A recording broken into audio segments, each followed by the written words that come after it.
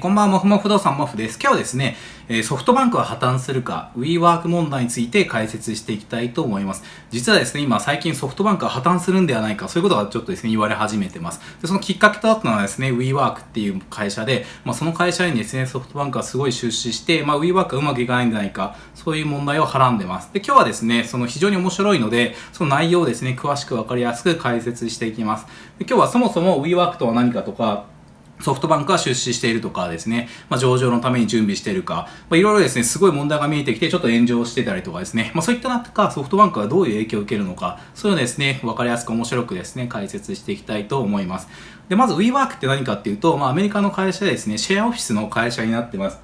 これちょっとおしゃれな感じのシェアオフィスで、月額利用でいくらっていう風に決まっている会社で、それで協力部がちょっと広くてですね、それでいろんな人が多く詰め込めるので高収益性だっていう風に言われてます。で、世界29カ国で111都市でですね、50万人ぐらいが今ユーザーとしているっていうね、結構大きな、シェアですよね。で、この WeWork なんですけれども、投資をですね、しながら、どんどんですね、お金を集めながら拡大してきた傾向があります。で、資金調達をうまくやってきたんですけれども、どうやって資金調達をするか、それ解説しますと、まず、WeWork はですね、例えば例なんですけど、1万株持ってたとして、で、その会社にですね、出資したいって人を募るんですよね。こういう投資家を集めてですね、で、投資家に、例えば企業の価値が、WeWork は今100億円の価値があるよっていうふうに算定してもらいましたと。それはお互い合意してですね、100億円ですよっていうふうに言って、で、じゃあ、自分は 10% ぐらい投資するから、10億円出すからですね、その分 10% の株くれよみたいな、そういうやり取りが多分あってですね、エンジェル投資家みたいな人たちが出資すると。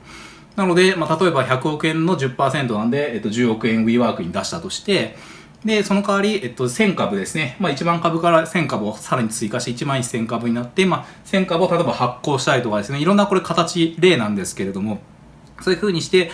資金を調達すると。そうすることで、銀行から借り入れとかなくてですね、お金が一気に入ってくるっていうことなので、そのお金を使って、例えば一気にまたオフィス拡大するみたいな、そういう流れでですね、うまく市場からですね、市場内、投資家からお金を集めて、それを投資する。で、それを拡大する。それをずっと繰り返してきた会社が、この WeWork 特徴としてます。で、それをですね、うまく繰り返すことで、その赤字だったとしてもですね、その出資してビジョンがしっかりしていてですね、儲かるっていう風にすれば、投資家がですね、ちゃんとお金出してくれればですね、こうやって集めることができますと。なので、その資金を獲得できれば一気にシェアできるので、すごいですね、勢いがありました。で、シェアを取ったらですね、黒字化すればいいや。そういうふうに考えている会社結構あるので、まずはですね、利益度外視でどんどん店舗出していってですね、シェアオフィスを拡大するっていうふうにやってきましたと。で、すごい勢いで拡大してて、2014年にですね、5000億円ぐらいの企業価値っていうふうに、判断されて、これ別に誰かがっていうか投資家がですね、5000億って判断して、じゃあこれぐらい出すよとかそういうやり取りなので、誰かがですね、お互いが決めてるものなので、固定の価値ではないんですけども、それで300億円調達してますと。それでまた投資してですね、で、翌年にはまた1兆円の価値という1年で2倍ぐらいの企業価値って認められるように投資家からなったりとかして、ややバブってる感はあるんですけども、1000億円調達とかですね、で2016年で 1.6 兆円とかで、また2017年2兆円でどんどんですね、ただのシェアオフィスで失礼なんですけども、普通のただのシェアオフィスがこんなにどんどん企業価値が認められていきましたと。で、そうこうしているうちに、ソフトバンクがですね、2017年に参入してきて、ソフトバンクビジョンファンドっていう中で入ってきたみたいで、WeWork の価値は何兆円っていうふうに、孫さんかわかんないソフトバンクが算出したみたいで、その頃の、最後の最後になるともう5兆円ぐらいですって言われてましたと、企業価値が。これすごいですよね。ただのシェアオフィスですよ。そのシェアオフィスの価値が、5兆円になりましたと。で、ソフトバンクがどんどん出資していって、最後ですね、今約110億ドル、1.1 兆円ぐらい出資してます。とんでもない金額ですよね。なので、ソフトバンク自体がもう相当 WeWork に突っ込んでいってて、その WeWork の将来性にかけて、今後、かなりもっと企業価値がもう WeWork 上がるんだ。そう信じてですね、どんどん投資してきたと。で、それに乗っかって、WeWork は、そのお金、資金調達したお金で、どんどんシェアオフィスが拡大していって、ものすごい規模でバーッと一気に広がっていった。それがですね、今までの WeWork でしたと。ただ実態はですね、どうなってるかっていうのは、この時点ではよく僕らはわからない。普通の一般人はわからなかったですと。それはもう投資家とこの WeWork の社長さんとの間でこうやり取りしてる、個人売買みたいなののでっかくなったイメージなので、別にそれはもう好き勝手、孫さん勝手に出してるみたいなイメージなのでですね、別に僕らは介入することはないので、それは良かったですと。っていうふうに拡大してきたんですけれども、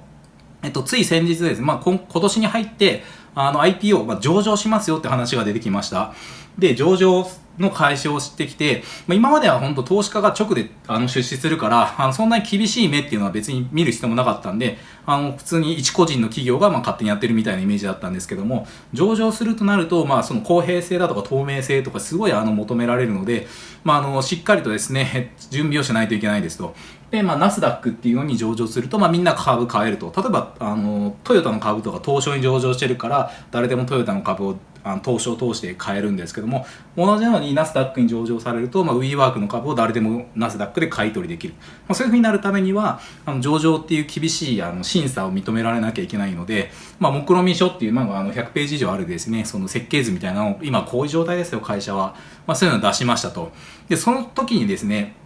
初めて WeWork のですね、会社の状態が、明らかになったということになりました。で、それまでは投資家の中でしか見られてなかったのが、ようやく明るみに出ましたと。で、それ蓋開けてみたらですね、結構やばいじゃないかって言われ始めていて、もともと5兆円とか言われてたんで、どんな中身なんだろうって、期待しながら見たんですけど、なんだこれっていうような感じになってたような印象で、結構みんな驚いて市場が、売上が1800億円でしたと。で、赤字が、なんと1900億円っていうんで、売上以上に赤字になってるっていう、これよくわからないですよね。それ以上に固定費とかいろんなものがかかってると。で、手元現金が2400億円ぐらいで、1年後ぐらいには現金枯渇するんじゃないかっていうふうに、ある記事では言われてたりとかします。で、そういった状態のですね、大赤字の会社に本当に5兆円の価値があるのかと。で、ソフトバンクはそこに 1.1 兆円突っ込んでいいのかとか。で、それが結構話題になりました。で、いろんなその分析されたりとかしていて、例えばギズモードの記事とか載ってるんですけれども、WeWork のライバル会社、リージャスっていうシェアオフィスのですね、すでに上場している会社があるので、そこと比較すると、レンタルスペースの面積とか同じぐらいで、会員数はリージャスの方が5倍ぐらいいるんですよね。で、売上は、WeWork は1800億ぐらいなんですけども、リージャスは3400億ぐらいですよと。しかも、こっちは黒字化してますと。で、企業価値は、WeWork は4.470 億ドルなんで、5兆円ぐらいって言われてるんですけれども、一方リージャスは3700億円って言ってるんで、10倍以上高いんですよね、WeWork の方が。規模同じで売上低くて、赤字になってる企業の方が、企業が10倍以上算出されてますと。これちょっとおかしいんじゃないのっていうふうに、ギズモードとかですね、これギズモードっていう、サイトがどうかっていうあれなんですけども、比較されたりとか、いろんな人が言ったりとかしてきましたと。本当に5兆円の価値あんのって、それちょっと話題になってましたと。で、決算書、その目論見書を見てみるとですね、売上1800億で、運営費、これ、目論見書なんですけども、運営費が1500億円ぐらいで、販売管理費が357億ぐらいでしたっていうことで、ほぼトントンなんですよね。だからそれ以外にも、減価償却とかですね、いろんな新規事業開拓費とか入れていくと、大赤字になるんですけども、でも基本最低限のやつだけ入れたとしても、ほぼトントンぐらいなので、今はほとんど超低収益性ですね。なので、今の売上からすると、値段を2倍ぐらいに上げて、ようやくですね、赤字を解消できるような感じになるので、そうするとコスト競争力もなくなるので、こんなに低収益で、ここから回復するのかなというのはちょっと気になるところでしたと。あと、流動資産、現金が2400億で固定資産4300億ぐらいとかですね。あとちょっと、詳しくわからなかったですね。リースが、この、長期リース負債っていうのがむちゃくちゃあって、長期負債合計が 2.2 兆ぐらいあるので、むちゃくちゃ負債があるんですよね。これはちょっと、僕よくわからなかったですけど、2.2 兆円ぐらいの長期負債があるんで、全然、債務超過状態になってるんじゃないのかなっていうふうに、思ってます。固定資産とかもね、4300とかね、全然足すと、大赤字5兆円、相当突っ込んだお金はどこに消えてるのかよくわからないですけれども、そうこうしてて、いろいろあった中で、さらにですね、アダム・ニューマン、この社長さんがですね、スキャンダルがあって、ちょっといろいろ、詳細は控えますけれども、よろしくないような、パワハラみたいなのとか、いろいろやったりとか、私物化したりとかですね、いろいろあったりとかして、CEO を辞めました、退任されましたと。で、さらにぐちゃぐちゃなので、とりあえず IPO をですね、取り下げますっていうのは今ちょうど出たぐらいのところで、上場しようと思ったけど、むちゃくちゃだからやっぱやめますって言って取り下げましたね。で、企業価値は5兆とか言われてたんですけれども、まあ、5分の1ぐらいになったんじゃないのとかっていうふうに言われてます。まあ、これもね、企業価値って算出する人によってバラバラなので、バラバラなんですけど、まあ大体もう5兆円とか言われてるのが一気にまあ化けの皮が剥がれたっていうか、まあ5分の1、1兆ぐらいかなっていうふうに言われてました。で、まあもともとソフトバンク5兆と算出して 1.1 兆円突っ込んでるんで、まあこれもどうなんのっていうのが、本当返ってくるのっていうのが今すごい、ポイントになってます。で、ここまでがですね、今のWeWork 問題でソフトバンクとの関係とのことなんですけども、まあここからですね、じゃあソフトバンクどうなのって、ここからお金突っ込んだけど、さらにソフトバンクが突っ込むのかどうか、まあそういうのが非常に今気にされてます。で、まあさらにいろいろ報道されてるところなんで、まだ未確定なんですけども、まあソフトバンクも孫さんとかかなり気性の激しい方なので、まあ絶対やり返すっていうか、絶対になると思うんで、それで、まあこういう風に WeWork 追加出資で損失泥沼かもとかですね、ロイターから言われたりとか、上場申請撤回の WeWork 資金繰り厳しく、ソフトバンクグループの支援焦点とか言われていて、まあすでに 1.1 兆円突っ込んだけど、その突っ込んだ会社がね、潰れてしまったらもうゼロになるんで、その前にさらに追加投入するかっていうちょっとチキンレースみたいな感じになってて、さらにこう突っ込んでいって良くなる見込みがあればいいんですけども、良くなる見込みがなければ、それはもうかなり損失になるので、まあ引くに引けないっていう風になったりとかしますと。なのでこの問題はもうちょっとですね、ソフトバンクさらに 1.1 兆どころじゃなくて、さらにもっと突っ込んでいく見込みではないかっていうふうに思ってます。ただね、それが突っ込んだところでこれが回復して黒字化したりとか、その成長性乗せれるのかどうかっていうのが本当に今後の見ものの一つですね。まあ、さらに次に、ソフトバンクビジョンファンドっていうのがあって、まあ、それに10兆ぐらいソフトバンクファンド、まあ、全部でこう突っ込んでるんですけども、その中の一つ、もう WeWork って中核企業の代表みたいなところにあるんですよね。この、まあ、みんな、オヨとかですね、ウーバーとかアームとか、まあ、名だたる企業の中で、まあ、WeWork もかなり中心に来ていて、まあ、WeWork がやられたぞみたいな、やつは四天王の中で最弱だみたいな、そういう感じじゃなくて、結構、四天王どころか結構この中でも大手の中に入るんですね、WeWork。で、ソフトバンクビジョンファンドっていう、その10兆円ぐらい突っ込んだ中でもかなり突っ込んでるんで、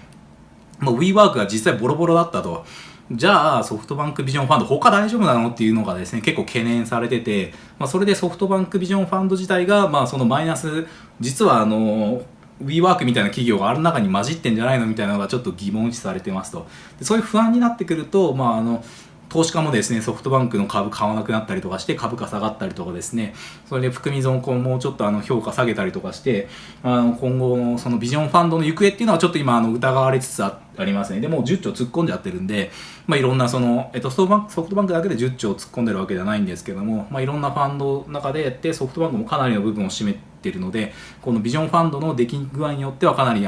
損失になったりとかしますと、まあ、昨年はですねものすごい利益が出たのでソフトバンクのその利益のほとんど大分はソフトバンクビジョンファンドで占められてたりとかしたので、今のところうまくいってるようには見えたんですけども、ちょっと WeWork がねちょっとこけたように、大赤字になってたんで、蓋開けてみたらぐちゃぐちゃだったんで、他大丈夫なのっていうのはちょっと疑心暗鬼になり始めてる。今、本当そういう状態ですと。で、さらにこのソフトバンクビジョンファンド2号っていうのもやろうとしてて、それも10兆円ぐらい集めるよって言ってたんですけれども、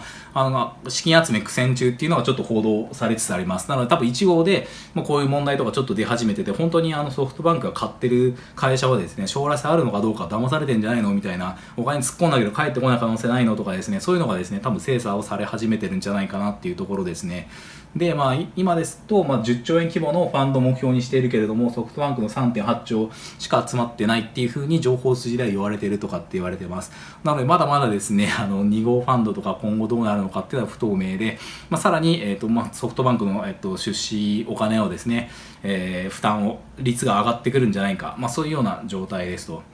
さらに、いろいろ報道になっているのは孫さんが持っている株を担保にして銀行からお金借りてるようなんですけれども、その比率がどんどん上がってるっていうのがあって、もともとこの 15% ぐらい、2013年は 15% ぐらいその自分が持っている株を銀行に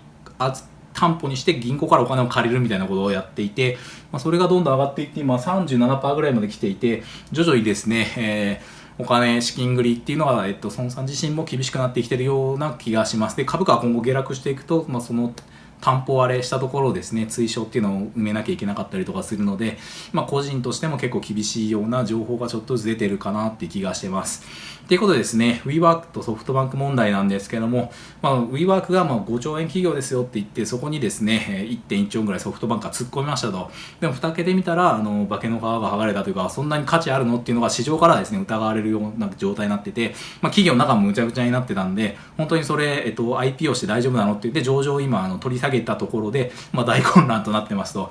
で、企業価値が5兆円って言われてるのが実際1兆か、それ割るのか、本当にさっき競合他社と比較すると、もうそのさらに、ね、数千億ぐらいしかないんじゃないかとか、そういうのもちょっと見えたりするんですけれども、実際の本当のね、企業価値っていくらかっていうの算出は難しいんですが、少なくとも5兆円ではないよねっていうのが分かってきていて、5兆円だと思って 1.1 兆突っ込んできた手前ですね、今後もやっぱごめんなさい、間違えましたっていうのは多分言えないと思うんで、そこからどうプライドとメンツをですね、こう、保ちつつですね、さらに追加投資して、うまくですね、WeWork を立て直すのかっていうのが、ちょっと気になるところです。でもし WeWork 立て直せなかったとしたら、他のもですね、多分疑心暗鬼広がっていったりとかするので、結構な額は突っ込んで、ビジョンファンドのためにもこう立て直すとは思うんですけども、そういった中で、もしこれが失敗したりとかすると、一気にですね、すべて今まで投資したものがパーになったりとか、かなり、危なくなってくるのかな。そうなってくると、ソフトバンクがですね、今後破綻するようなリスクとかっていうのは少しずつ見えてくるのかなっていう風になって、ちょっと非常に興味深いと思ってます。現時点でですね、ソフトバンクがこれですぐこけるとか破綻するっていうのは見えてはないんですけれども、これをきっかけにほころびが少し出ていって、さらに、追加投入どんどんアクセル踏みまくっていって、お金ないのに投資していってですね、最後破綻するとかっていうのは可能性はゼロではないのかなと思ってるんで、この WeWork がですね、立て直せるのかどうかっていうのは非常に気になるところで、今後もですね、ちょっと見ていきたいなと思ってます。でですね、この、チャンネルはですね、株式投資の基礎とかやってるんで、よかったら詳細欄貼っとくんで見てみてください。あと ZOZO のですね、前澤社長破綻するかとか、こっちも株借りて、かなり銀行からお金借りてる上手とか解説してるんで、よかったら見てみてください。最後までご視聴ありがとうございました。もし面白かったですね、高評価いただければ嬉しいです。でこのチャンネルはですね、不動産投資とか株式投資とかですね、経済ニュースとか役立つ情報を発信していってるので、もしよかったらチャンネル登録をお願いします。あと Twitter ですね、有益な情報を発信してるので、よかったらチャンネル登録見てみてください。あとLINE アットで不動産投資のチェックリストプレゼント中です。それではどうもありがとうございました。